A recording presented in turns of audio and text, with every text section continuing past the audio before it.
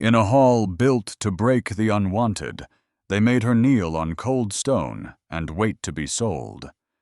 She had no scent, no pack, no price anyone would pay.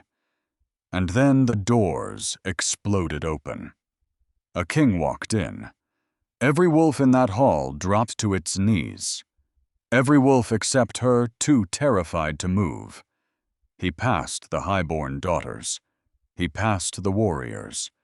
He stopped in front of the scentless girl, worth less than 30 silver, and he said 2 words that would unmake a kingdom. "You're mine." But his hand was ice. His skin was too pale, and something behind those silver eyes was dying slow and secret, in a way no healer could name. Because he hadn't claimed her out of desire. He'd claimed her because she was the only thing left in the world that could save him.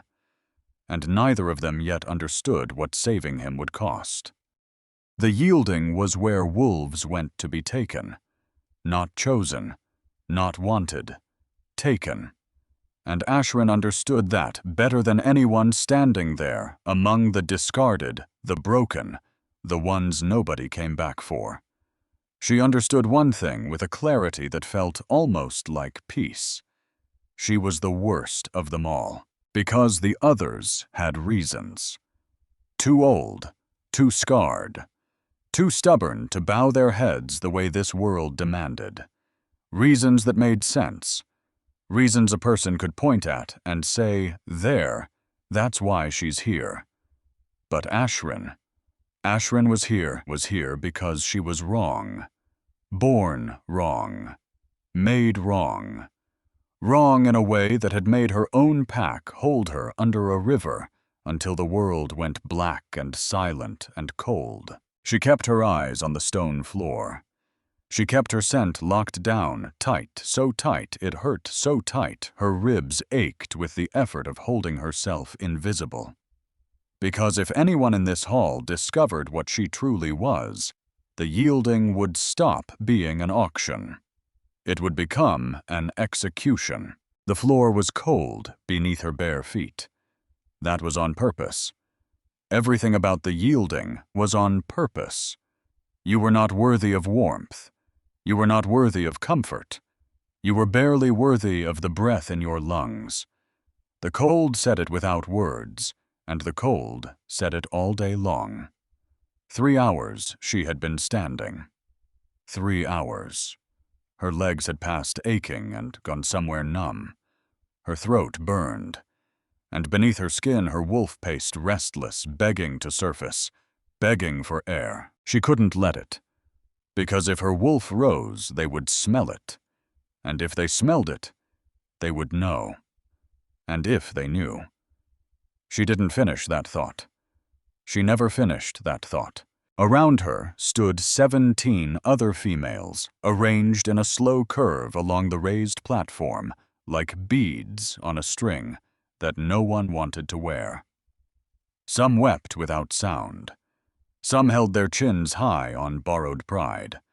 One held her swollen belly with both hands, abandoned by whatever male had put the child there, and vanished into the dark.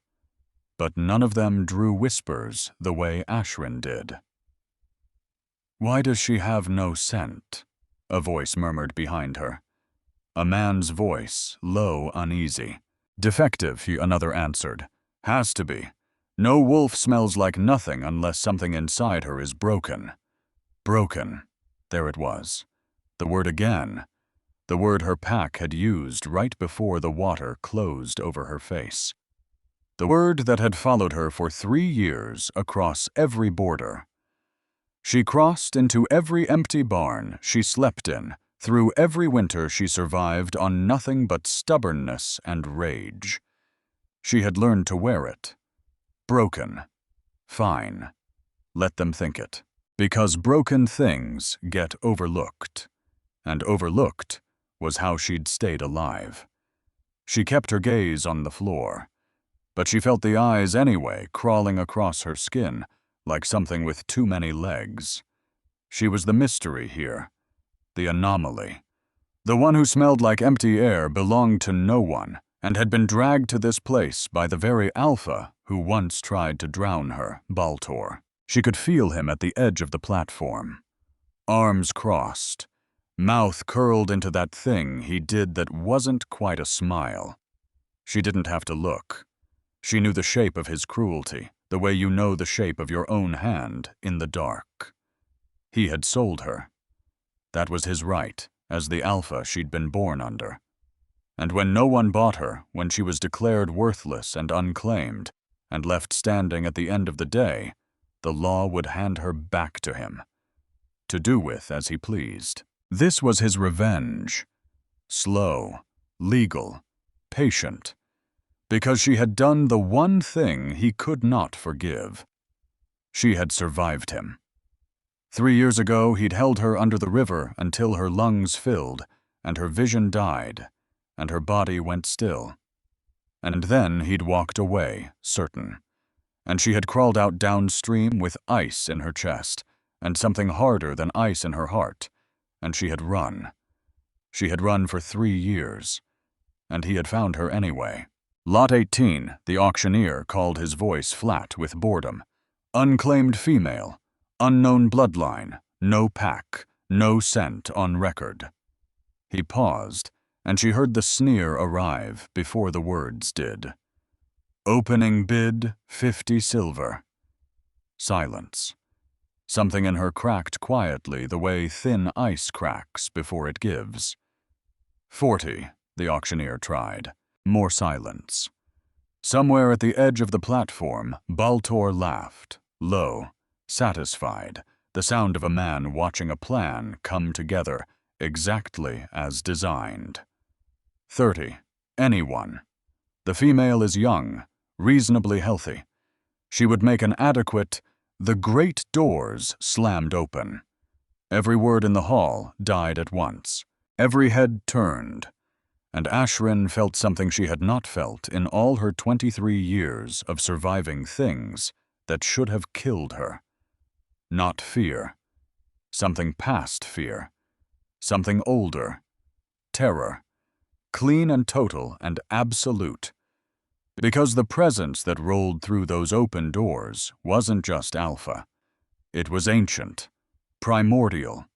The kind of dominance that existed before packs had names, before territories had borders, before wolves had ever learned to kneel. This was the presence of a king. Her legs gave out. She hit the stone, hard knees, cracking against cold rock, and she wasn't alone in it. Every wolf in that hall dropped. The nobles, the warriors, the auctioneer with his ledger. Even Baltor, who bowed to no one, went down like his strings had been cut. Only one figure stayed standing. He walked through the silence like he'd built it. Tall, broad through the shoulders, wrapped in black from his throat to his boots. Black that drank the torchlight instead of catching it. His hair was dark as a night, with no moon falling past his jaw, in a way that should have softened him. It didn't. Somehow it made him more brutal. And his eyes. Silver, not gray, not pale winter blue. Actual silver like coins melted down and poured burning into a man's skull and left there to cool. Alaric Vareth, the Lycan King. Ashrin had heard the stories. Every wolf had. Alaric Vareth, who had pulled the fractured northern kingdoms into one before his 25th year. Alaric Vareth, who had put down 6 challengers in a single night and hadn't bothered to shift to do it. And then the other story. The one told only in shadows, only in whispers, only when the fire was low and no one important was listening. Alaric Vareth, whose bloodline ran so old and so strange that some said his wolf wasn't a wolf at all, that it was something else, something older, something that was dying. Looking at him now, she believed the last one, because his skin was pale, too pale for a Lycan. And underneath all that power pouring off him like heat off a forge, there was something else, Something wrong. Something cold. "Continue," he said. His voice filled the hall without rising. Deep, certain, empty of anything a person could warm their hands on. The auctioneer scrambled up, tripping on his own robes. "Your Majesty, we are honored beyond. Continue." The man flinched like he'd been struck. Of course. We were at lot 18. Unclaimed female. No bloodline, no scent, no— I heard. The king's boots struck the stone as he moved toward the platform, and the crowd parted in front of him, the way water parts around a blade. He passed noblewomen dressed in silk worth more than most wolves earned in a lifetime. He passed warrior daughters with kill counts higher than their years. He passed every female in that hall who had come here dreaming of exactly this moment. He stopped in front of Ashrin. She couldn't breathe. She couldn't think. She could only stare at the black leather of his boots inches from her knees and listen to the silence stretch until it screamed. And then, quiet, cutting through everything like a thread pulled tight. "Look at me." Her body refused. Every instinct she owned was shrieking at her to stay down, to keep her eyes on the stone, to make herself small and gray and forgettable the way she'd made herself small for 3 years. Because small was safe. Small was alive. Small was how you got to see tomorrow. But the Lycan King had given a command, and the wolf she had kept, caged and silent and starving for 3 years, answered him before Ashrin could clamp it down. Her head lifted, her eyes rose, and she met the gaze of Alaric Vereth. Silver, truly silver, and up close worse than the stories because they weren't cold the way she'd braced for. They were searching, fixed on her with an attention so complete she felt peeled open, held up to the light, examined down to the parts of herself she'd never shown a living soul. He was trying to scent her. She watched his nostrils flare, watched a frown carve itself between those dark brows. He breathed in again, deeper, and the frown cut deeper with it. "You have no scent," he said. "Not a question. No, Your Majesty." "Why?" The word hung there. Behind him, the entire hall held its breath, hundreds of wolves straining to understand why their king had crossed a room to crouch in front of a female worth less than 30 silver. "I don't know, Your Majesty," which was the truth, and also a lie, because she didn't know why she had no scent. But she knew it lived in the same place as the wrongness that had made her pack try to drown her. Same root, same poison, same reason she'd spent her life running. He studied her a long moment, and then he did a thing that made the whole hall gasp as one. He crouched, down to her level, eye to eye. His face inches from hers, close enough that she could see the sharp architecture of his cheekbones, the hard line of his jaw, the way those silver eyes seemed lit from somewhere behind them, and close enough to feel the cold. It came off him in waves, not the ordinary cool of a drafty hall, something deeper, wrong. Lycans ran hot. Every wolf knew that knew it, the way you know your own heartbeat. But this man radiated winter, frost on a window pane, the last breath of something freezing to death. "Do you belong to anyone?" he asked. The question was almost gentle. Almost. She swallowed. "No. No pack. They cast me out. No mate. No male with a claim on you. No bond. No debt. No contract. No one, Your Majesty. I belong to no one." The words had barely left her mouth when she saw it move across his face. Not warmth. Not want. Something else entirely. Recognition. As if she had just handed him the one answer he had come all this way to hear. "Then you belong to me," he said. The hall detonated. Shouts ricocheted off the black stone. Noblewomen shrieked their outrage. Warriors cursed. The auctioneer dropped his ledger, and the pages scattered across the platform like startled birds taking flight. And Baltor was shoved through the crowd, his face twisting into something caught between fury and fear. "Your Majesty, wait, you don't understand. That female is defective, dangerous. Her own pack sentenced her to, 'What is your name?'" The king didn't turn. His eyes never left her face. "Ashrin. Ashrin." He said it slowly, tasting it, turning it over like a stone he'd found in a river. "Your Majesty." Baltor had reached the platform's edge now. "I must insist you reconsider. This female is not fit to serve as you are the alpha who brought her here." Not a question. And the king's voice had changed. Colder now, sharper, a blade sliding free of its sheath. "Yes, Your Majesty. I am Baltor of the Ashvin pack, and I hold documentation proving this female was lawfully sentenced to..." "Sentenced for what crime?" Baltor hesitated. Just a heartbeat. But Ashrin saw it, and so did the king. "She is unnatural, Your Majesty. Born without a scent, an abomination. Our pack laws clearly state, your pack laws hold no authority over my claim." Alaric rose to his full height, and the temperature in the hall seemed to fall 10 degrees with him. "This female is mine now.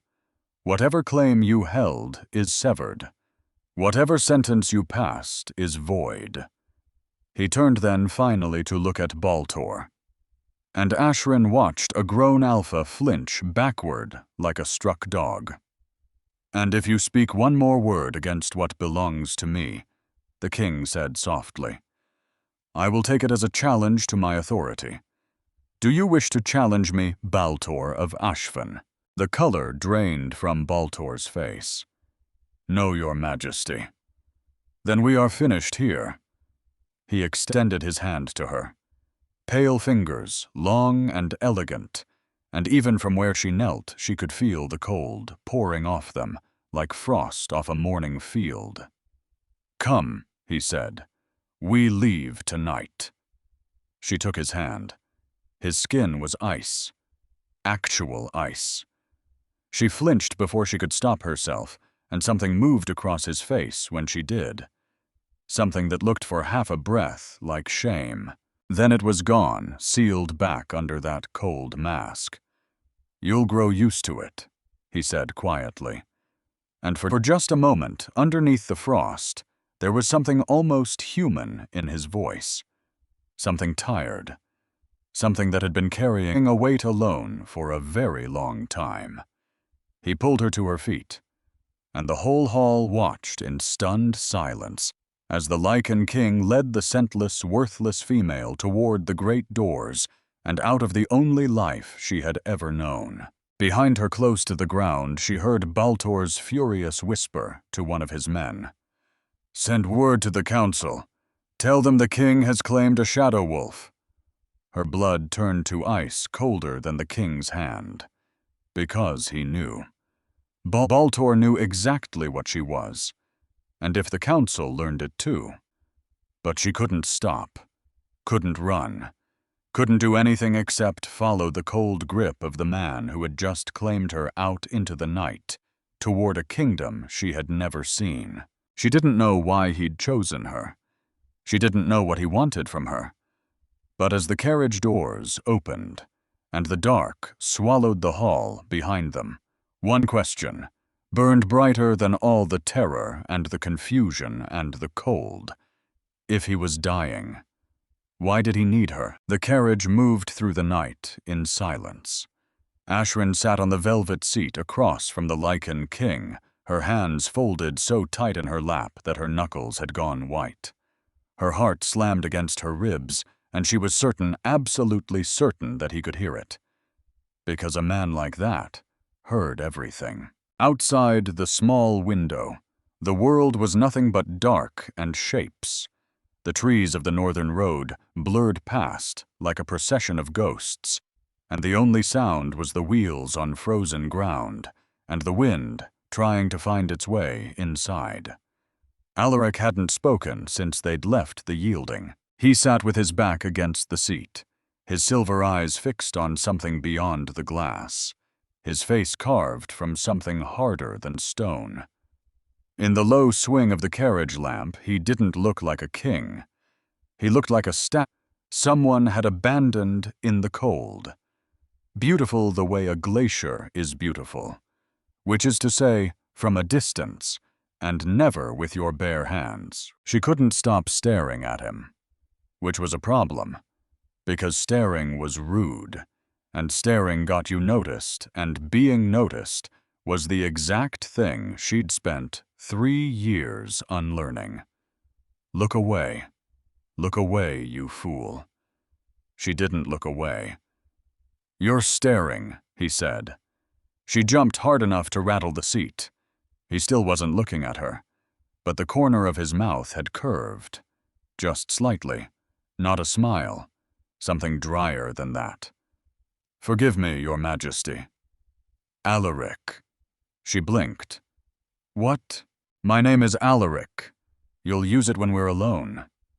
And something turned over in her chest at that. Not quite fear, not quite hope. Something caught in the narrow place between the two where she'd lived most of her life. Why? She asked, before she could stop the word from leaving. Now he looked at her. Those silver eyes swung around and settled on her face with a weight she felt in her teeth. Because you're going to be my queen. The carriage seemed to lurch, though the horses hadn't changed their pace. Her hands found the edge of her seat and gripped. Your queen. Did you think I claimed you for sport? He tilted his head, studying her reaction, the way a physician studies a wound. I need a mate. You are available. The arrangement is simple. Simple. He said it the way another man might discuss the purchase of a horse. Not cruel, just precise. Transactional in a way that made her stomach fold. You could have anyone, she said. Princesses. Noble women from bloodlines older than most kingdoms. Warrior daughters with power and connections and sense. The word landed between them and sat there. They all have sense, he agreed, quiet. Ambitions I can smell before they open their mouths. Desires written into their blood. They want the crown. They want to mother the heirs of the greatest kingdom in the north. They want power. His jaw tightened. They want me, and that's a bad thing. His laugh was soft, and there was nothing in it. When I touch them, their scent changes. They start dreaming. Futures, bonds, love. He said the last word like it tasted of rust. I cannot give them what they want. I cannot give anyone what they want. But me, she said. But you. He leaned forward, and she pressed back into the velvet without deciding to. You have no scent. I cannot read your wanting. I cannot smell what you expect from me. And that, he said, makes you perfect. Perfect. She had been called a great many things in 23 years. Defective, wrong, abomination, monster. She had a whole collection of them worn smooth from handling. She had never once been called perfect. I don't understand, she admitted. Something flickered across his face. For half a breath, something almost soft, almost undefended, moved through those silver eyes. And then it was gone, sealed back under the frost. There will be terms, he said. Conditions. If you accept them, you will want for nothing for the rest of your life. Gold. Gowns. Chambers fit for a queen. Protection from whatever it was that made your pack try to put you in the ground. His gaze sharpened. Yes, I know about that. Baltor made it clear enough. You were sentenced to die, and yet here you sit, alive, scentless, unclaimed. Her throat closed. I didn't do anything wrong. I don't care whether you did, which should have wounded her, and somehow didn't, because there was no accusation in it. Just fact laid flat on the table between them. Whatever they accused you of, he went on, whatever reason they had to want you dead, it doesn't concern me. What concerns me is the arrangement. Will you hear my terms?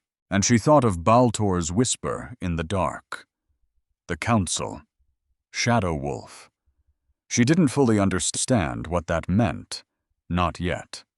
But she'd heard the fear in his voice when he said it, and fear like that didn't attach itself to nothing. She understood one thing clearly.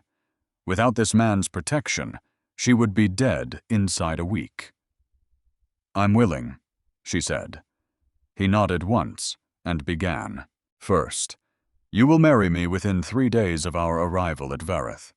The ceremony will be small, only the witnesses the law requires. I understand. Second, you will give me an heir, preferably more than one to secure the line.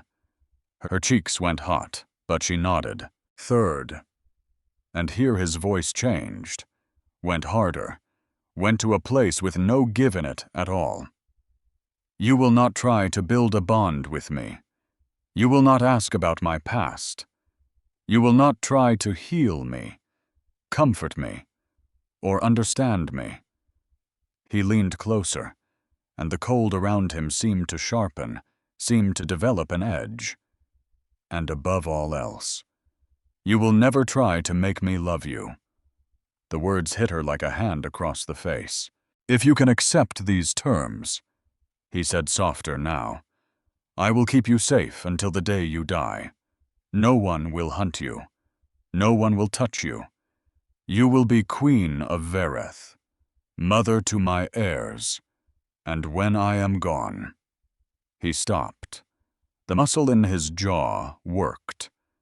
When you are gone, she said, barely a whisper. When I am gone, you will rule in our children's place until they come of age. He sat back, and the cold retreated with him, pulling away like a tide. Those are my terms. Do you accept? And she sat there in the swaying dark, her mind racing. Because now, she understood. When I am gone. Not if. He didn't expect to live. He wanted a queen who wouldn't weep for him, wouldn't reach for him, wouldn't waste her strength trying to save something he'd already decided couldn't be saved. He wanted a stranger in his bed, and a mother for children he would never watch grow. It should have horrified her. It did horrify her. But underneath the horror was something else quieter, and it surprised her more than any of it. Because she looked at this man, this king, this frozen thing everyone feared, and she didn't see cruelty.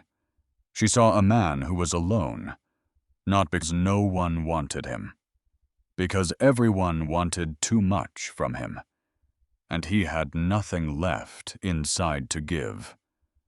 Why can't I try to make you love me? She asked. He went very still. Because love is not possible for me. Is that part of the curse? His eyes flashed silver, going to something dangerous. How do you know about the curse? Everyone knows. They whisper it in every pack, from the northern gates to the southern sea. The Lycan King is cursed. The Lycan King is dying, and no one knows why. For a long moment, he said nothing. The carriage rocked. The wind pulled at the seams of the world. The curse is real, he said finally, but its nature is not your concern. All you need to know is that love is not something I can offer. Not to you, not to anyone. And chasing it will only bring you pain." She studied him in the lamplight, the hard lines of his face, the shadows pooled beneath those silver eyes. The way his hands resting on his knees seemed almost translucent with cold, as if the light thought about passing straight through them. "I wasn't cruel." That was the thing that kept catching her. His words cut, but there was no malice behind the blade. Only the truth, delivered as gently as a dying man knew how.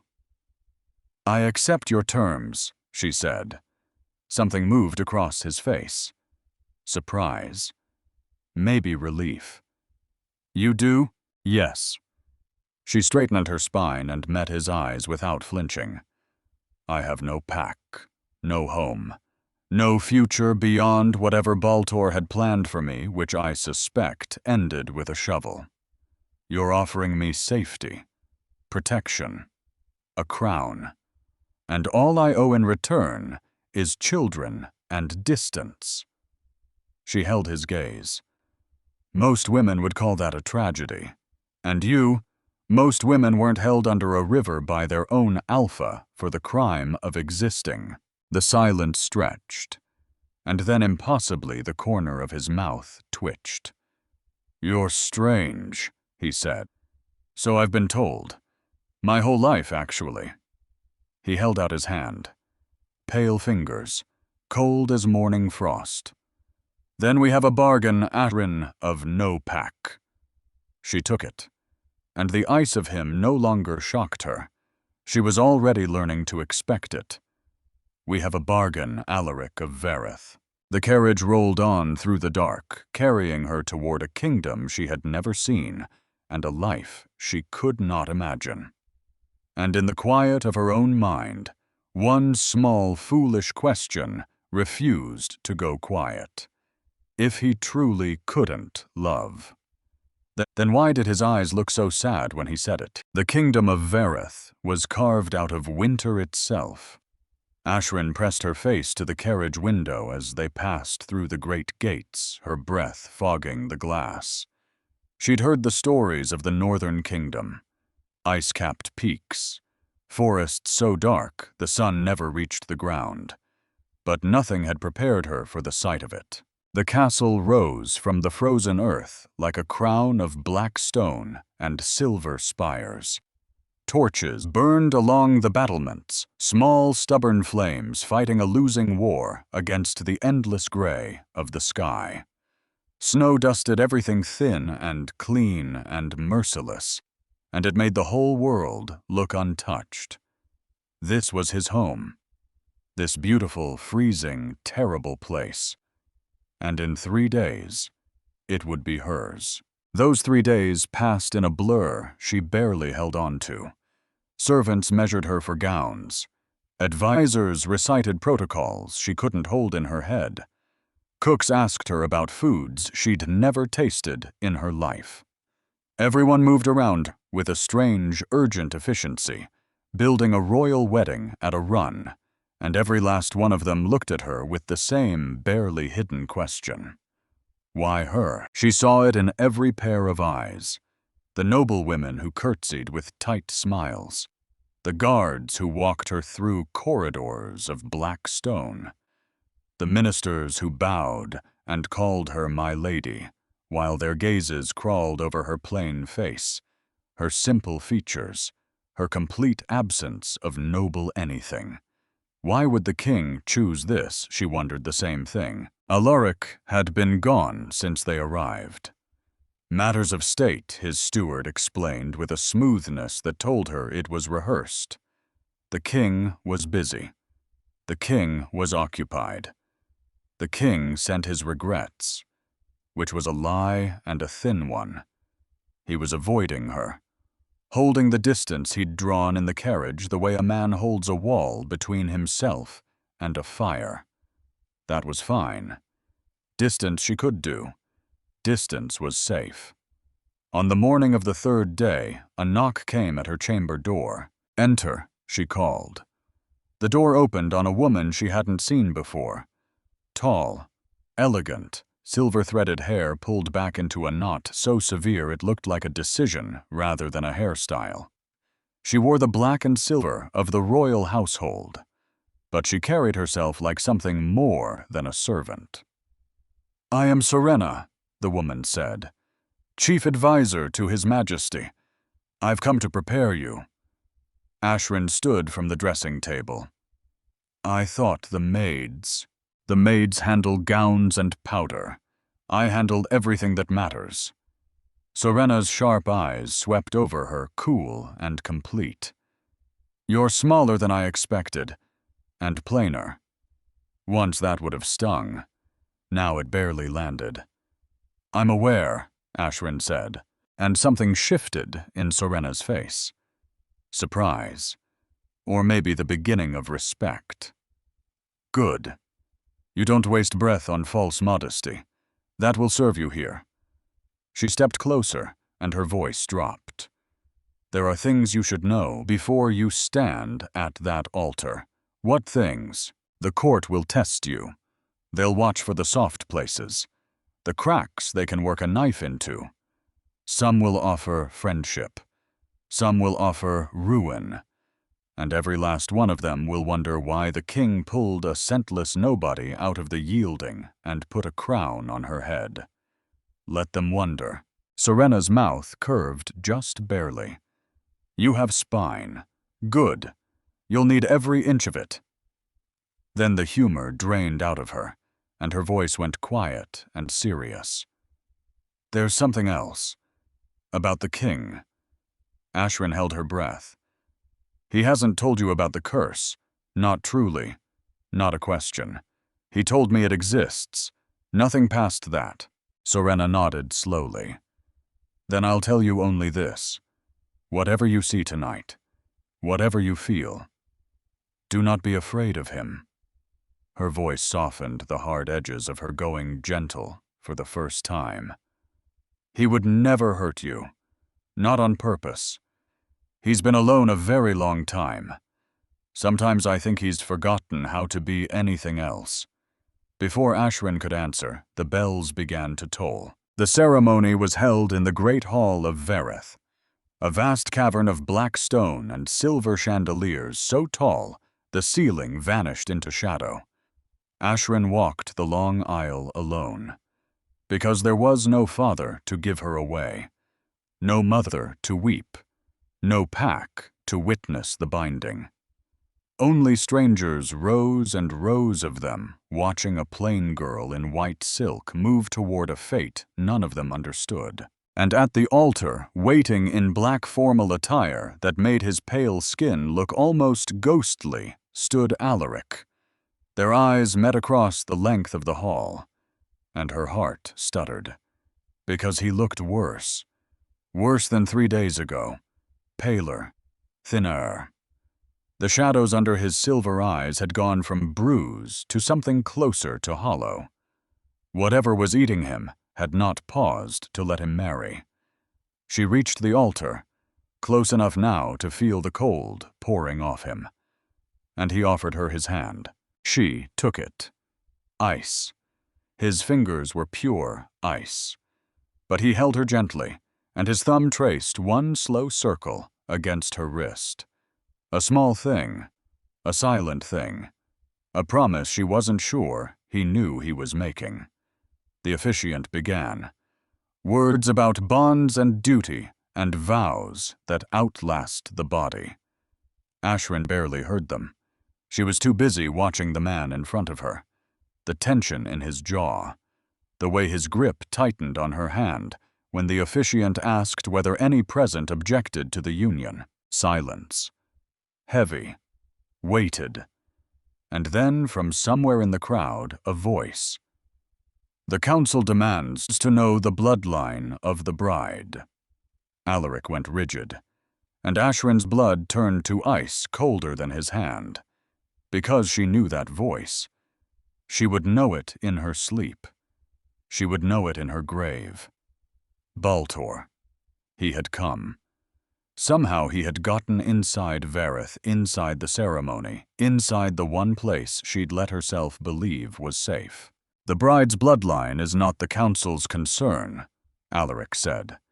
His voice was calm, but she felt the fury vibrating up through his hand into hers.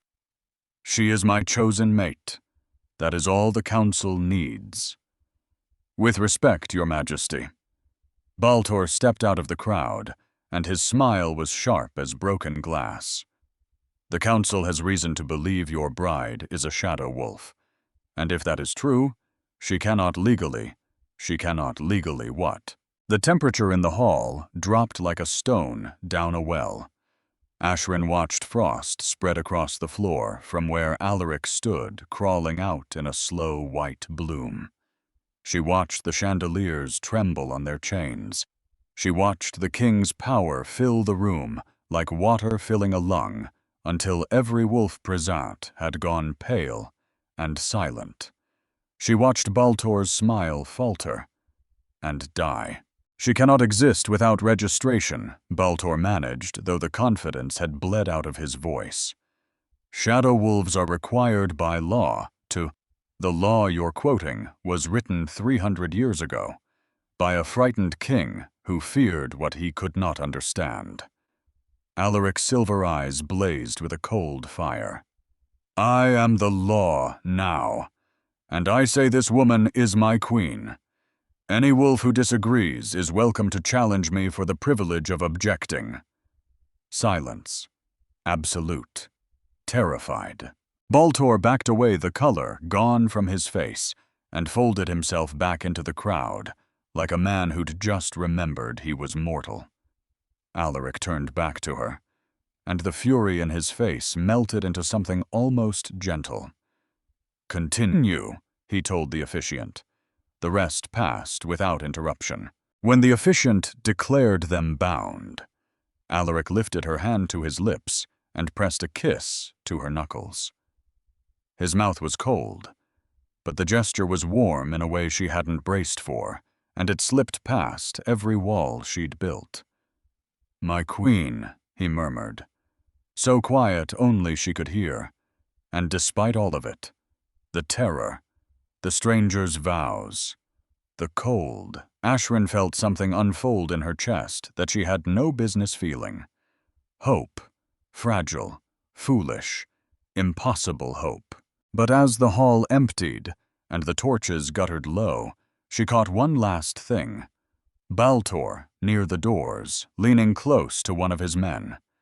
And the words he breathed carried just far enough for her ears alone. "Send the message south. Tell the coven the king has married the shadow wolf." A pause. A smile she could hear. "Tell them their work is about to come undone, unless we undo her first. South." Her spine went cold, because Baltor hadn't just come to shame her at an altar. He hadn't come alone, and he had come without a plan. There was a coven behind him. There was a message going south into the dark, and whatever had been done to the man she'd just married. Baltor was part of it. She stood in her wedding silk in a hall full of strangers newly crowned, newly bound, and she understood with the cold clarity that had kept her alive for 23 years that the danger hadn't ended at the yielding. It had only just found her address. The royal chambers were vast and dark and cold. Ashrin stood just inside the door on her wedding night, her gown suddenly too thin, too easy to see through. The room was ruled by an enormous bed draped in black silk, its posts carved with wolves running through a forest that had no end. A fire burned in the hearth, but even from across the room she could tell it wasn't enough. Nothing was ever enough to warm this place. Behind her, the door clicked shut. She turned, and there he was, back against the wood, watching her with those silver eyes. He'd shed the formal jacket, only a white shirt now hanging loose at his throat. In the firelight he looked less like a king and more like something the winter had left behind. You're afraid, he said. Not a question. A little. He nodded slow, like it was the answer he'd expected. Then he crossed to a cabinet near the window and poured 2 cups of spiced tea, his movements careful and exact. Drink, he said, holding one out. It will help. She took it. Their fingers brushed. Cold. Always cold. She sipped and warmth spread through her chest, loosening something that had been clenched tight since the altar.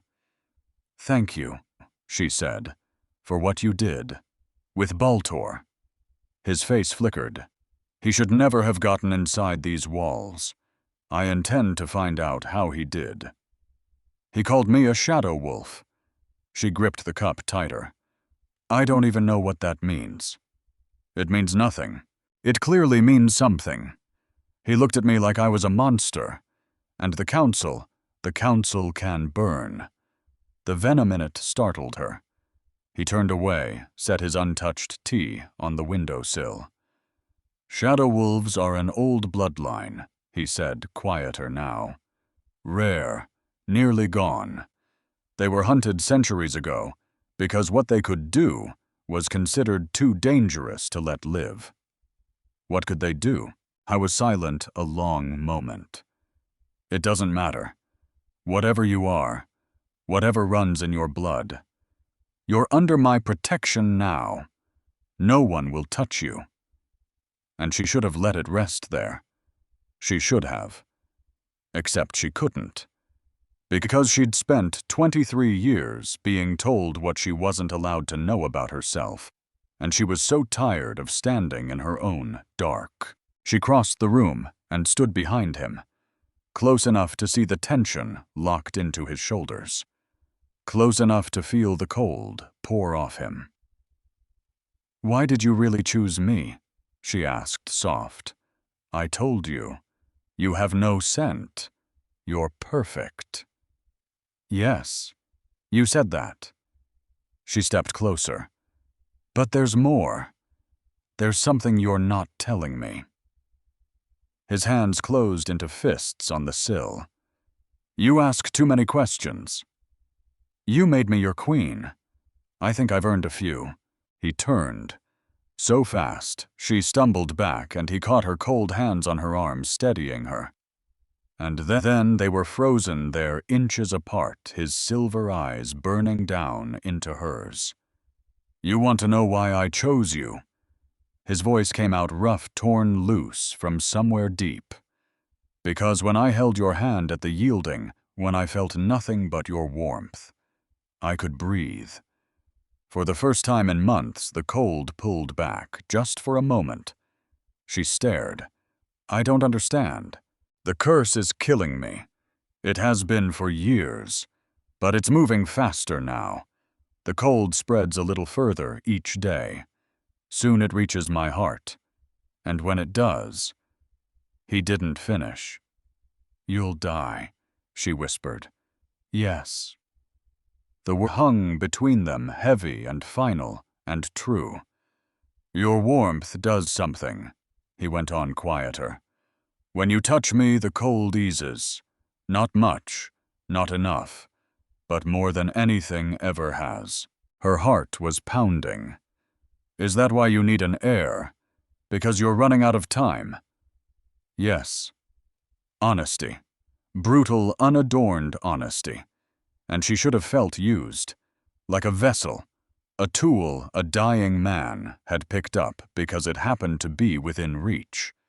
Except she looked at him, at the resignation carved into those silver eyes, at a man who had already made peace with his own ending. And what rose up in her wasn't anger. It was something worse. Something more dangerous. It was tenderness. Then we shouldn't waste time, she said. He blinked. What? Her fingers went to the clasps of her gown. They trembled. But her voice held steady. You need warmth. You need an heir. I'm your wife now, Alaric. Let me help you. Something cracked behind his eyes. You don't have to do this. Not tonight.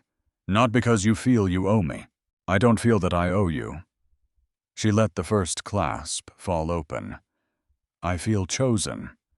For the first time in my life, someone looked at me and chose me. Not in spite of what I am. Maybe because of it. Ashrin, let me help you. And he moved. Closed the space between them in a single step and took her face in his cold hands. She gasped at the temperature. She didn't pull away. I can't love you. He said the words wrenched out of him. The curse won't allow it. If I feel too much, if I let myself care, the cold moves faster. It kills me faster. Then don't love me. She covered his hands with hers, pressing her warmth into his frozen skin. Just let me be warm for you. The sound he made was almost a wound. When he kissed her, his lips were ice. But under the cold was something desperate, something starved. A man who had been frozen so long, he'd forgotten heat existed. And she gave him everything she had. She would spare the rest to the dark and the firelight. Except this. When she wrapped herself around him and let her warmth seep into his frozen bones, she felt him exhale against her shoulder, a sound of relief so deep it nearly broke her in half. Afterward, they lay tangled in black silk, his arm draped across her waist, his face buried in her hair, and she could feel his heartbeat, slow, steady, and warmer. She could have sworn his skin was warmer than it had been an hour ago. Stay, she whispered. Please, tonight. He was quiet so long she thought he'd slept. I shouldn't. Why, because if I stay tonight, I'll want to stay every night. And wanting things is dangerous for me. She turned in his arms to face him. In the dying firelight, his silver eyes looked almost human. Then be dangerous, she said. Just for tonight. Something moved across his face. Pain, longing, fear all braided together. And then so soft, she nearly missed it.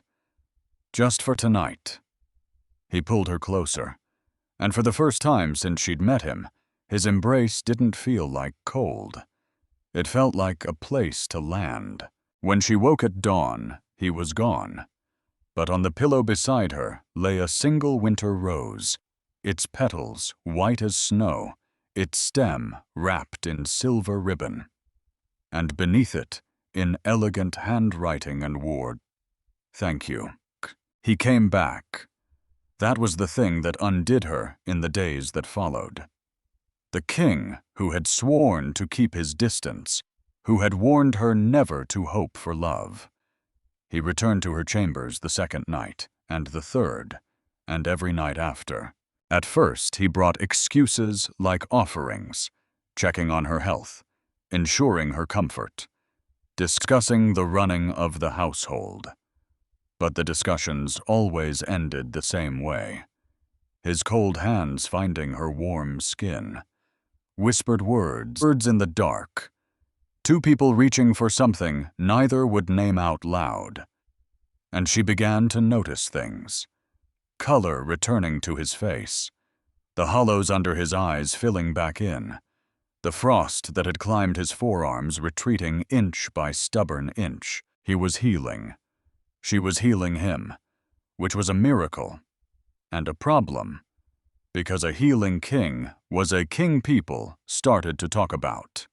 And people talking was the last thing a scentless queen with a coven message flying south could afford.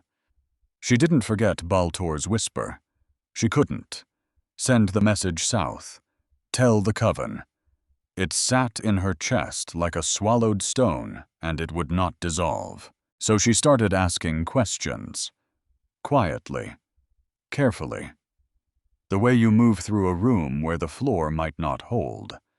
Which is how she found the library. The Royal Archive of Verith was a cathedral of paper. Shelves that climbed into darkness. Ladders on iron rails. the smell of old vellum and colder dust, and nobody in it most hours except one ancient archivist who was mostly deaf and entirely uninterested in what a plain young queen did with her afternoons. Ashwin read. She read about shadow wolves until her eyes burned, and what she found made the hair rise on her arms. Because the histories didn't call them monsters.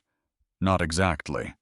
They called them the wolves who walk the seam, the ones born in the narrow place between things, between fire and ice, between the living world and whatever waits under it. And they could do one thing no other wolf could. They could break what magic had bound. They could unmake a curse. Ashwin sat very still in that dusty light, one hand pressed flat to her own chest, and she thought about a dying king and a curse eating him from the inside out, and she felt the whole shape of the world tilt underneath her. That was why Baltor feared her. That was why the Coven wanted her undone before she understood. Because a shadow wolf was the one thing in all the North that could undo their work. She could save him. She might be the only living thing that could. Except the histories didn't stop there, and what came next stole the warmth right out of her hands. Because a shadow wolf could break a curse. But breaking one that old, that deep, meant reaching into it, meant taking its weight into your own body. And the wolves who tried it, the records said, did not always walk back out. She closed the book. She sat in the dark, and she did not let herself follow that thought any further. Serena found her there, 3 afternoons later, buried in a fortress of open ledgers. "You've been busy," the older woman said. Not a question. Ashwin didn't look up. "Someone in this castle sent a message south the night I was married. To a coven." Now she looked up. "You knew Baltor didn't come alone." Serena's face didn't move, but her silence was its own answer. "Tell me," Ashwin said, and Serena, after a long moment, sat. "There is a faction on the council," she said quietly, "that has never accepted a scentless queen. They call it a matter of bloodline. It is a matter of power. A dying king with no true heir leaves a throne open to whoever is standing closest." Her jaw tightened. Some of them have been standing close for a very long time. And the Coven, the Duskvale Coven, placed the curse on Alaric the day he was crowned. Payment for a debt his father refused to honor. That much the king knows. Serena's eyes went flat and cold. What he does not know is that someone inside these walls has been in contact with them ever since, feeding them word of his decline, waiting for the cold to finish what they started. The stone in Ashwin's chest turned over, and now the cold isn't finishing it. Because of me. Because of you. Serena agreed, which makes you my queen the most dangerous thing to walk into this court in a very long time. A pause. And the most hunted. She meant to tell Alaric. All of it. That night. Except that night, she couldn't hold on to her plans. Because he laughed. It happened over some foolish story. She'd been telling him about her childhood, the parts she could bear to tell, and she'd mentioned the time she tried to catch a fish with her bare hands and went face first into the river instead. And he laughed. Not a polite sound. Not a cold smirk. An actual laugh. Warm and startled, and so unlike the frozen man she'd married that she nearly fell off the bed, staring at him. "What?" he asked, still smiling. "You laughed." "I'm capable of laughter." "Are you?" "Because I really wasn't sure." The smile faded a little, but something warm stayed behind in his eyes. "I haven't had much to laugh about. Not in a very long time. She reached out and traced her fingers along his jaw. Cool. Not cold. Not ice anymore. Just cool. Then I'll have to give you more reasons, she said. He caught her hand and pressed a kiss to her palm. You already do. And she didn't tell him. Because how do you hand a man his own death sentence in the middle of the first laugh he's had in years? How do you say I might be the one who can save you? And it might kill me to do it. And by the way, someone in your own house is waiting to watch you die. She didn't say any of it. She held his hand instead, and she hated herself a little for the silence. But her wolf knew what her mouth wouldn't say. The wolf she'd caged for 3 years stirred beneath her skin and stretched and paced and whispered one word over and over. Mate. He was her mate. The bond was forming whether either of them had agreed to it. Every night, every touch, every shared breath was weaving them tighter, and soon it would be a thing that couldn't be undone. And she pressed her hand flat against her own stomach in the dark. Because lately, she'd been tired in a way sleep didn't fix. Sensitive to smells she'd never noticed. And she hadn't bled since before the yielding. That thought, too, she left unfinished. She was getting very good at leaving things unfinished. She knew for certain 6 weeks after the wedding. The healer came and went, and left behind 3 words that rearranged the world. You are carrying.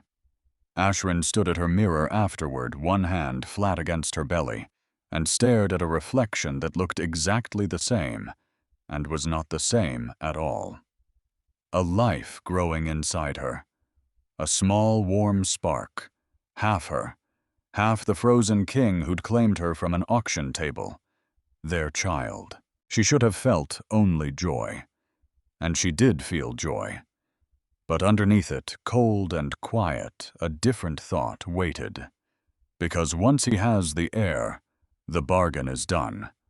Once he has what he needed, he has no reason left to keep coming to her in the dark. Except that wasn't true anymore.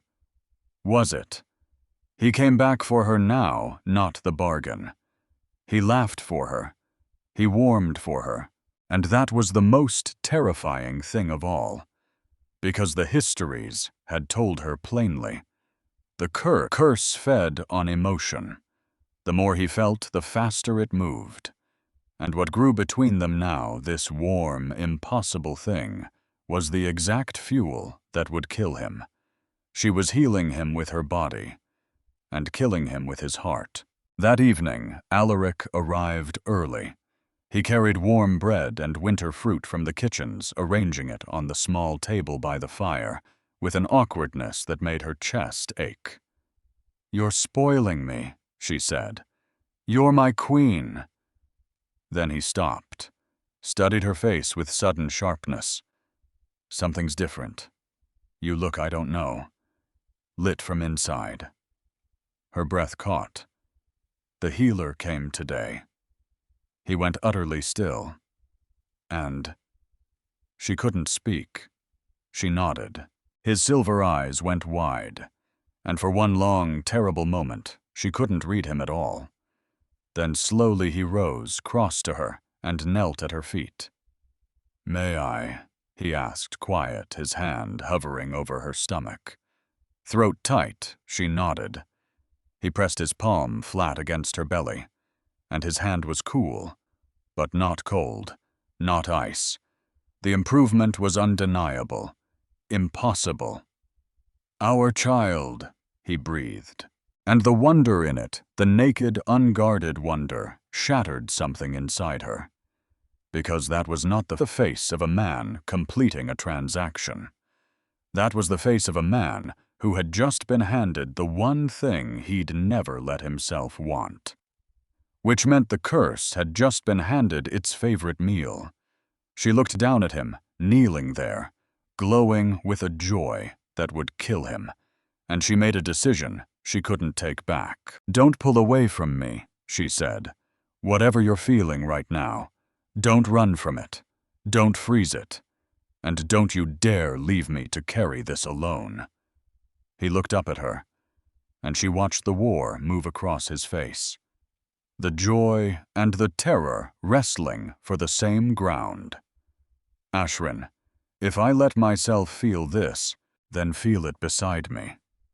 She dropped to her knees in front of him, took his cool face in her warm hands. "Not alone.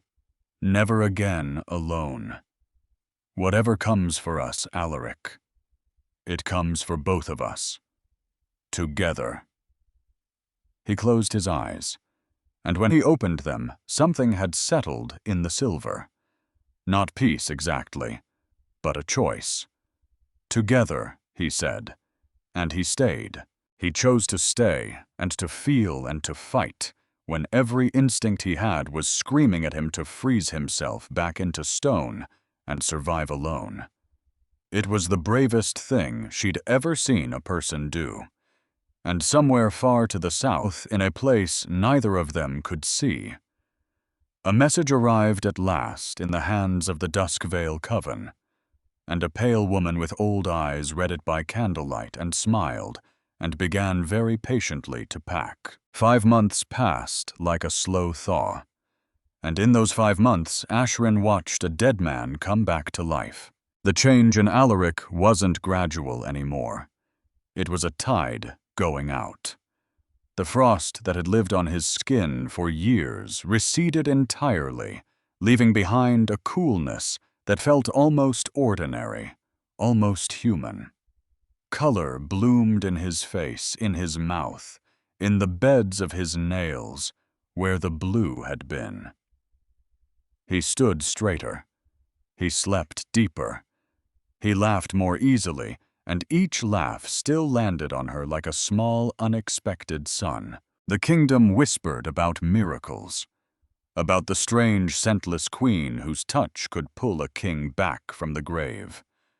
And her belly grew round with the proof of it. Heavy and slow, now one hand always drifting to the swell of new life. The baby kicked in the evenings right around the time Alaric came to her, as if it already knew the shape of its father's footsteps. It should have been the happiest season of her life. It was. And it wasn't. Because she knew something the Whispering Kingdom didn't. She knew what was feeding the miracle. Every night in her arms, every meal shared by the fire, every private smile and quiet story and moment of ordinary tenderness had chipped away at the ice around his heart. He was coming alive. And the curse, the thing that fed on exactly this, was not gone. It was only waiting.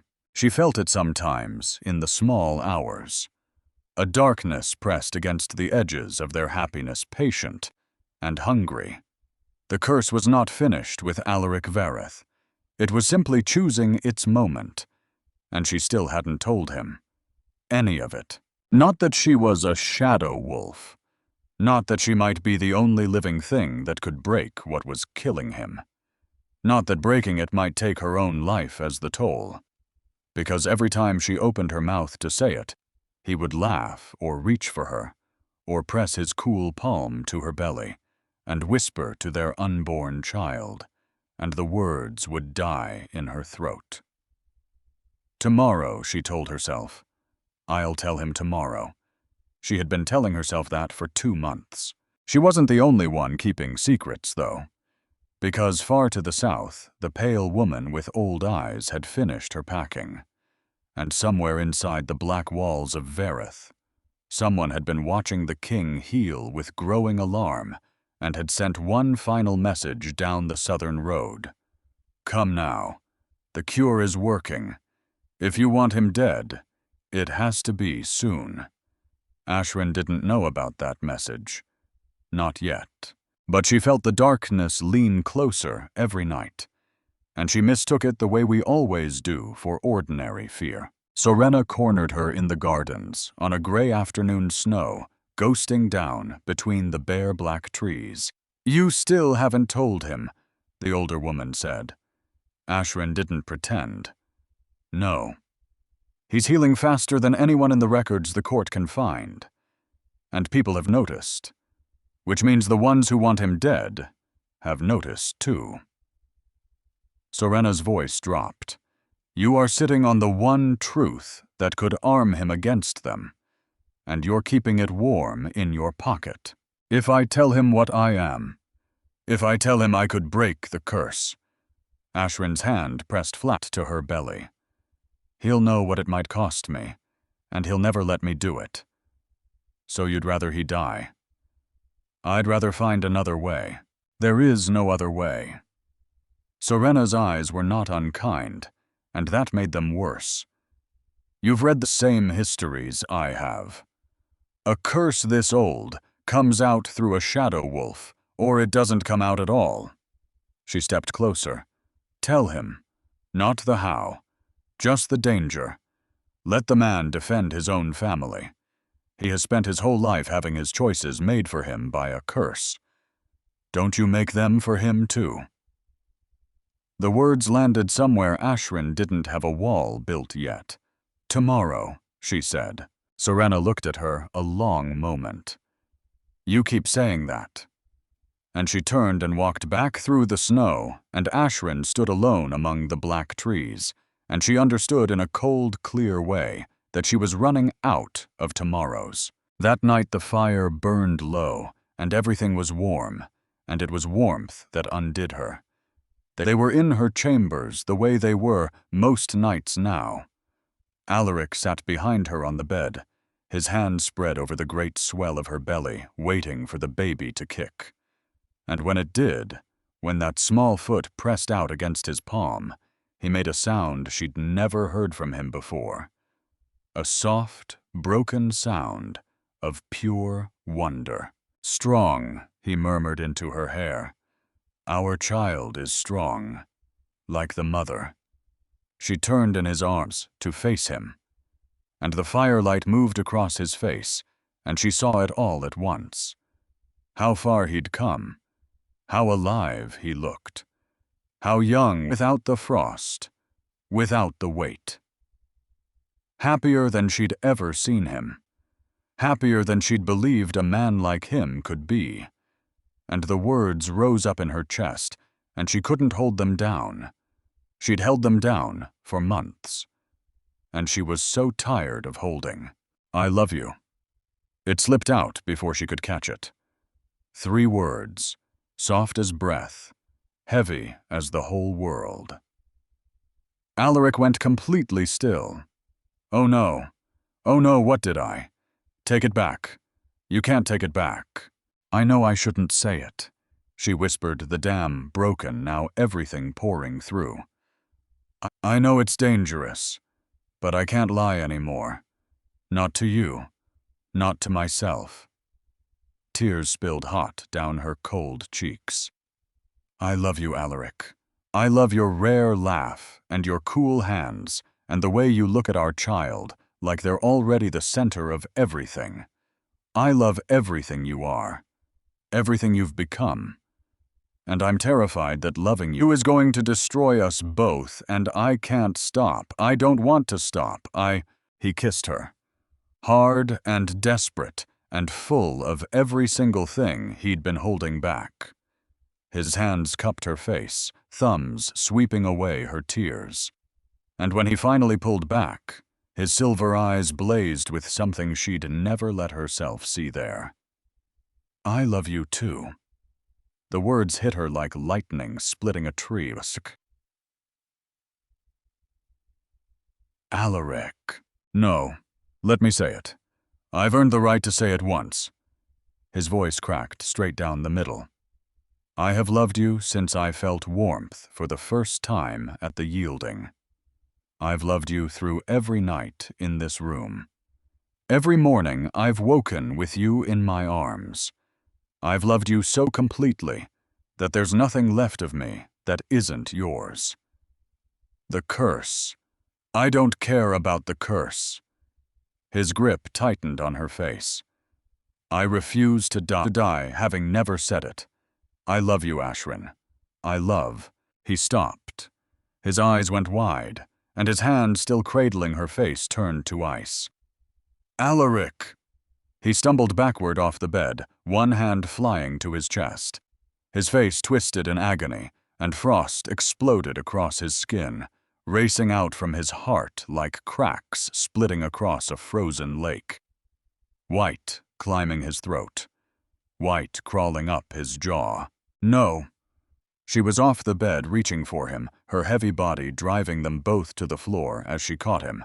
No. Alaric, stay with me. Please stay with me. The frost spread faster. It climbed his cheeks. It sealed his lashes. His body convulsed once, twice, and his breath came in short, ragged gasps that were getting shorter. Help! She screamed at the door. Someone help me! Guards burst in. Servants behind them. The room filled with noise and panic, but she barely heard any of it. She had his head in her lap, her tears falling onto his freezing face, and she was begging to a man who couldn't hear her. His silver eyes found hers, dimming now, the light in them going out like a lamp running dry. Worth it, he breathed through lips gone blue. Loving you, worth it. His eyes closed. His body went still, and Ashrin threw back her head and screamed until the sound tore something loose in her throat, and the whole castle heard it. And no one could do a single thing. He didn't die. That was the cruelest part. He didn't die, and he didn't live. The curse had pulled him down into a frozen sleep, a thing between the two, and left him there. A king carved from ice, breathing so slow you had to hold a mirror to his lips to be sure at all. Ashrin refused to leave his side. 3 days passed. 3 days of watching frost creep further across the man she loved while healers shook their heads and murmured the words she couldn't stand. Nothing more we can do. Beyond our craft. Beyond any craft. 3 days of holding an ice-cold hand and begging it to squeeze back, and beyond the door, the whispers had already started. Not of grief, of succession, of who would rule when the king finally slipped from sleep into the grave, of what to do with the scentless widow and her half-blood child. She heard it through the walls, the council circling like they'd been waiting for exactly this, because some of them had been. On the 4th day, Sorena came and shut the door on all of it. There may be a way, the advisor said quietly. Ashrin looked up, her eyes swollen, almost shut from crying. What? But it requires you to finally accept what you are. Sorena crossed to the bedside. Shadow Wolf, Baltor didn't lie at your wedding. You are one, whether you've let yourself believe it or not. I know, Ashrin whispered. I've known for months. I read it all. Her voice broke. I couldn't say it out loud, because saying it made it real. And real meant I might have to break the curse yourself, Sorena finished. Yes. Tell me how. Sorena's face was grave. The mate bond between you exists, but it's incomplete. You never marked each other, never made the true claiming. Her eyes went to the frozen king. You would have to complete it, now, while he sleeps. You claim him. You mark him as yours. And if the old histories hold true, your shadow wolf nature will surge through the bond and burn the curse out from the inside. Ashrin's hand rose to her own unmarked throat. He refused to claim me, she said softly. He was afraid it would speed the curse. I was probably right, but the curse has already taken him. The only question left is whether you can shatter it before it shatters him for good. And if I can't... Sorena was quiet a long moment. And then she gave Ashrin the truth because she was the kind of woman who always would. The bond runs both ways. If you claim him and the curse proves stronger than your power, it will pour back through the bond into you, and it will freeze you both. Her voice gentled. You would die in his arms, and your child would be born to no one at all. Ashrin absorbed it with a strange, terrible calm, because death had been chasing her since she was 13 years old, since her nature first showed, and her mother went pale at the sight of it. Her pack had tried to drown her. Baltor had tried to sell her. The world had tried a dozen different ways to snuff her out, and she was still here, still warm, still somehow refusing to go out. But there was one thing she needed before she gambled her life and her child's on a bond she barely understood. I need the truth, she said, about what I am, about why they really tried to kill me. Before I do this, I need to know whose blood I'm carrying into that fight. Sorena studied her and nodded slowly. Baltor is in the dungeons beneath this castle, she said, arrested the night of your wedding for disrupting a royal ceremony. Something grim moved across her face. Perhaps it's time the Shadow Wolf paid her old alpha a visit. Ashrin looked down at Alaric one last time, at his still face, at the frost on his lashes, at the man who had spent his last breath saying she was worth it, and something in her that had spent 23 years bending, finally set, like ice, like iron, like a decision that could not be unmade. Yes, she said, I think it is. She bent and pressed her warm lips to his frozen forehead and whispered against his skin so only he could hear it wherever he was. Hold on. I'm coming for you, and I am done being afraid of what I am. Then she rose, one hand cradling their child, and walked out of the room to go and find the truth in the dark. The dungeons of Vereth were cold and dark and stank of despair. Ashrin walked the stone corridors with 2 guards flanking her, one hand resting on the great curve of her belly. Heavy now, and every step sent a dull ache through her hips. She didn't slow, because at the end of this corridor waited the man who had held her under a river, and she had questions that had been waiting 3 years for answers. Baltor waited in the last cell, chained to the wall. The proud Alpha was gone. What remained was gaunt and hollow-eyed.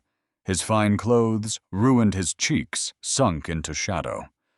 But when he saw her coming, his lip curled up into the old sneer, the one she'd seen the day the water closed over her face. The little freak, he spat. Come to gloat. I've come for the truth. The truth. He laughed ugly and cracked. The truth is you should be dead. I held you under that river until you stopped moving. I felt your body go still, and somehow impossibly you crawled back out. Why, she asked. Why did you try to kill me? Because of what you are. He leaned forward, chains rattling against the stone. A shadow wolf. An abomination. Your mother was a half-blood who hid her nature well enough to slip into my pack unnoticed. But you. His eyes glittered. You came out with the full measure of it. I smelled it on you the day you turned 13. The wrongness. The dark under your skin. Her breath caught. My mother. Killed herself. The night I discovered what she was. No remorse in it. None at all. Threw herself from the eastern cliffs rather than face the pack's justice. The coward's road. His mouth twisted. But you I had to handle myself, and you wouldn't die. Ashrin stood very still and let the truth land and reshape everything she thought she knew. Because her mother hadn't abandoned her out of cruelty. Her mother had been exactly what Ashrin was. Hunted, terrified, hiding a nature the world had decided to fear. And she'd died of that fear alone on a cliff in the dark, rather than let it take her child down with her. Which meant Ashrin had never been the aberration. She'd been the inheritance. The next in a line of women taught to be ashamed of the very thing that made them powerful. My kind can break curses," she said quietly. "Your kind can do anything." And now the hatred cracked, and underneath it, she saw what it had always been. Fear. Break curses, make curses, bind wolves, unbind them. You're a walking violation of every law that holds our world in place. I should have tried harder to drown you. Who placed the curse on the king? Baltor's jaw shut like a trap. Tell me. She stepped closer to the bars. Or I bring Serena down here with the truth draft, and we take every secret you've ever kept, one at a time. Or you tell me no. Willingly. And maybe I speak for exile instead of the axe. The fight drained out of him, slow, like water from a cracked cup. The Duskvale Coven, he admitted, witches from the southern kingdoms. They laid the curse on Vareth the day he was crowned. Payment for a debt his father wouldn't honor. His voice went flat. I was their door. I got them close to the coronation, and I fed them word of the king's decline ever since. You helped curse him. I helped weaken an enemy crown. Vareth was always too strong. The curse was meant to end his line, open the northern territories, and my pack stood to gain half a kingdom of it. He spat on the floor.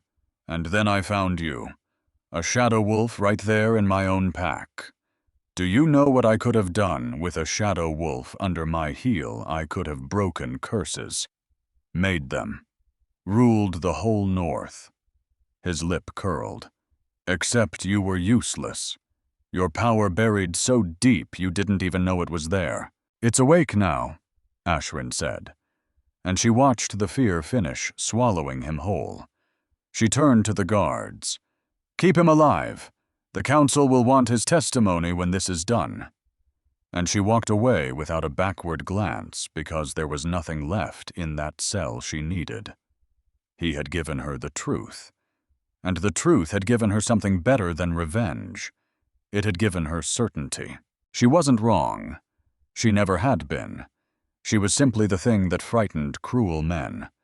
And she was done letting their fear write her story. She meant to go straight to Alaric, to the Frozen King, and the bond that might save him, or kill them both. Except the Coven got there first. Because someone had opened a door for them. Some hand inside the black walls of Vareth had waited for exactly this moment, and unlocked exactly the right gate, and let the dark walk in. Ashrin felt it the instant she reached the royal chambers. A wrongness in the air. A cold that wasn't Alaric's cold. And when she pushed the door open, she found a woman standing over the frozen bed. Pale, ancient-eyed, wrapped in gray that seemed to drink what little light there was. She turned as Ashrin entered, and she smiled the way a spider smiles at the tremble in its web. The shadow wolf, the woman said. At last. I wondered when you'd understand what you were. Her voice was old paper and cold wind. I'm only sorry you understood too late. Who are you? I am what your husband's father earned. I am the debt come to collect. She glanced down at the frozen king, almost fond. My coven has hated this bloodline for 300 years, and the night he was crowned, we finally reached it. One curse laid on one young king, and we very nearly had him. The old eyes hardened, until a scentless girl with a fire in her blood started melting years of patient work. I couldn't allow that. Surely you understand. Ashrin's heart was slamming, because here was the thing behind the thing, the maker of the curse, the reason her king lay carved in ice, and between them, a bed and a dying man, and a choice. "Get away from him," Ashrin said. "Or what?" The witch tilted her head.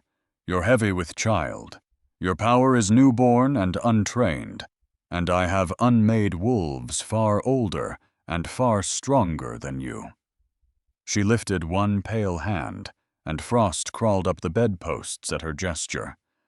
"But I'm not without mercy, so I'll offer you a choice, little shadow. Walk away, leave him to the ice, and I let you live, you and the child, both. And if I don't, then you complete the bond, and I pour the curse straight through it into you and freeze the last shadow wolf in the north beside her king." She smiled again. "Either way, this bloodline ends tonight. The only question is whether yours ends with it." And for one heartbeat, Ashrin was 13 again. Small, hunted, told by everyone she'd ever known that the thing inside her was wrong, was shameful, was a thing to drown. For one heartbeat, and then she thought of her mother alone on a cliff dying of that lie. And she thought of the histories that called her kind, the wolves who walk the seam. And she thought of a frozen man who had spent his final breath saying she was worth it. And the fear, finally, let go. "You've made a mistake," Ashrin said, and her voice didn't shake. "You've spent your whole long life teaching wolves to fear what they are."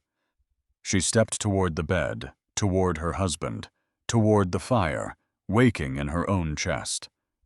"But I already died once being afraid. My mother died of it, and I am the last woman in my line who's going to." The witch's smile faltered. "Girl, my name is Ashrin." She climbed onto the bed, wrapped her warm body around her frozen king, and lowered her mouth to the place on his neck where a mate mark belonged. "Queen of Verith, and you should have let me stay afraid." The witch's hand flew up. Frost roared across the room toward her. Ashrin bit down. The world exploded.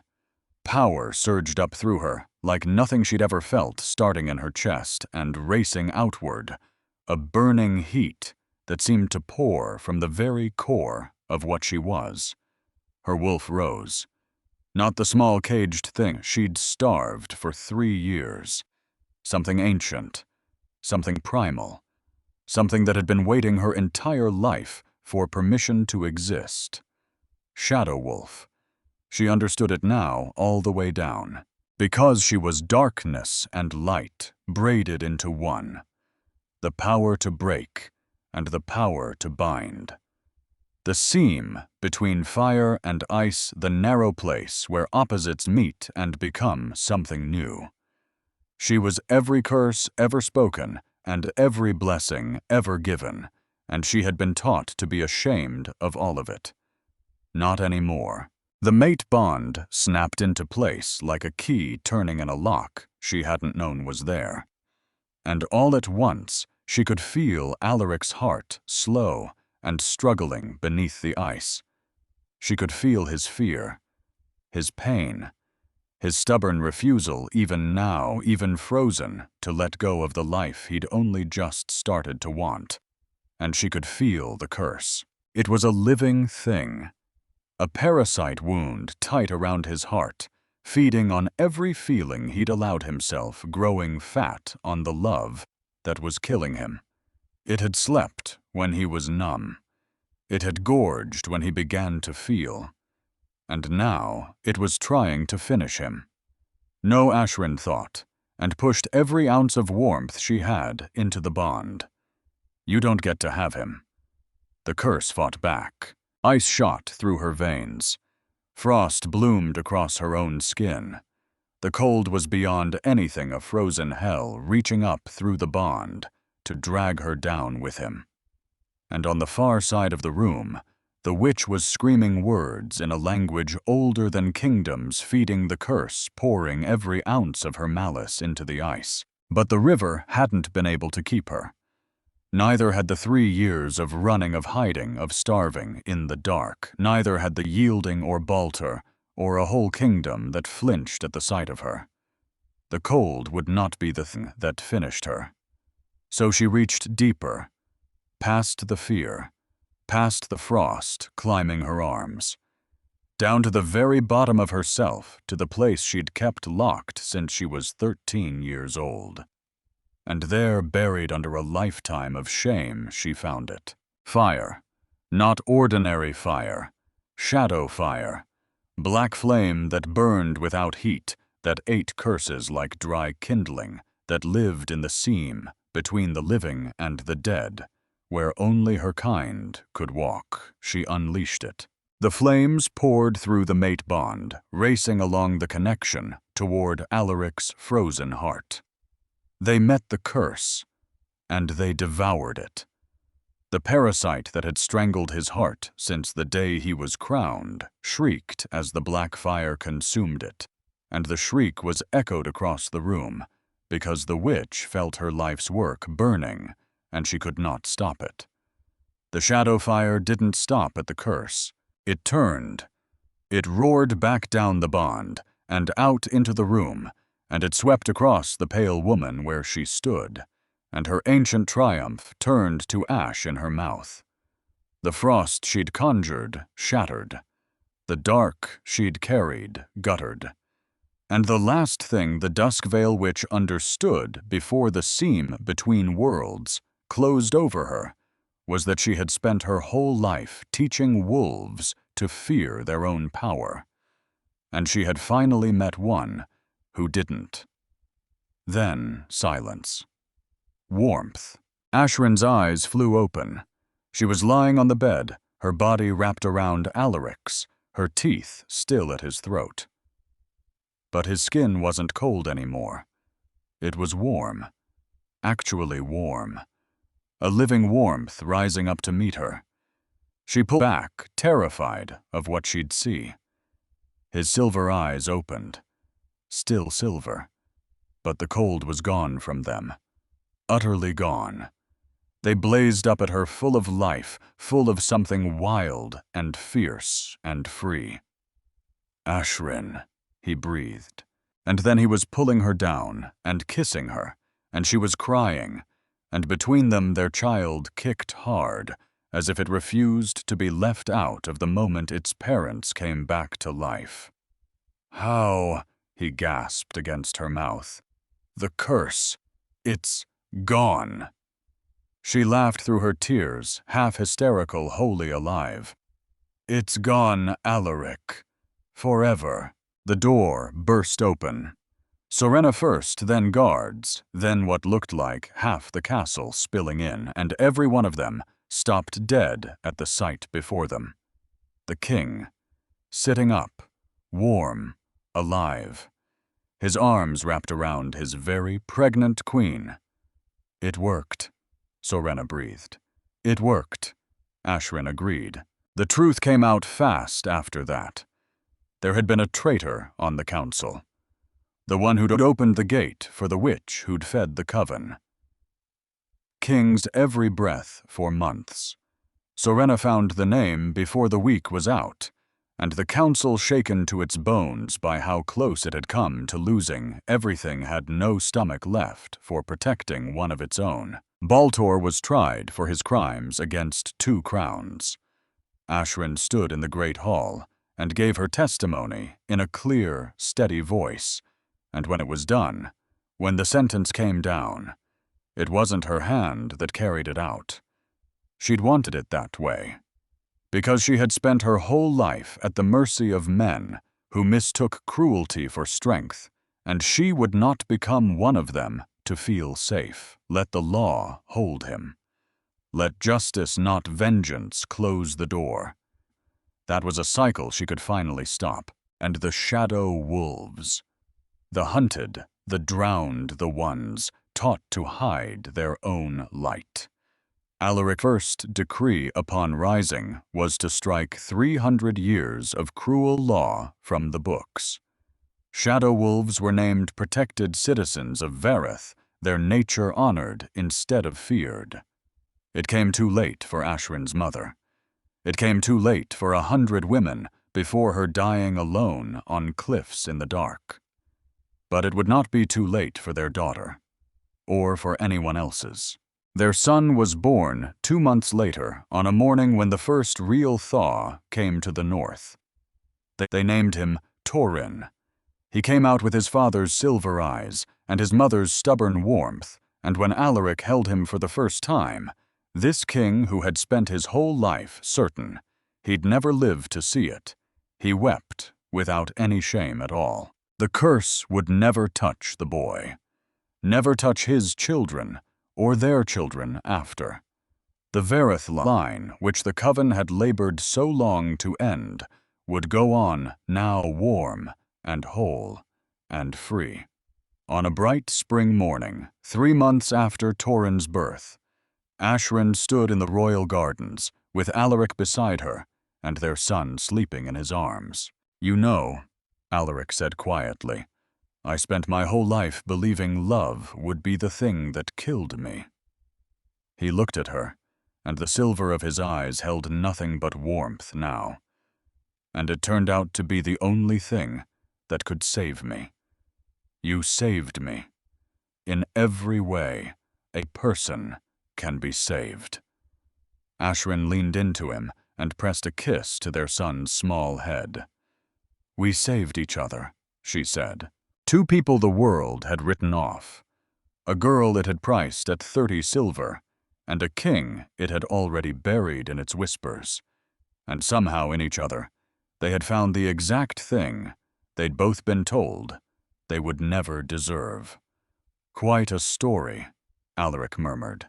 "The best kind," she said. "The kind where the monsters lose, and the broken people find their way home." He bent and kissed her slow and warm, and full of every tomorrow they'd almost never had. "Welcome home, my queen." And Ashwin smiled there in the thawing garden with the sun on her face and her family in her arms, and the fear finally fully gone. "I was home," she said, "the moment you said my name."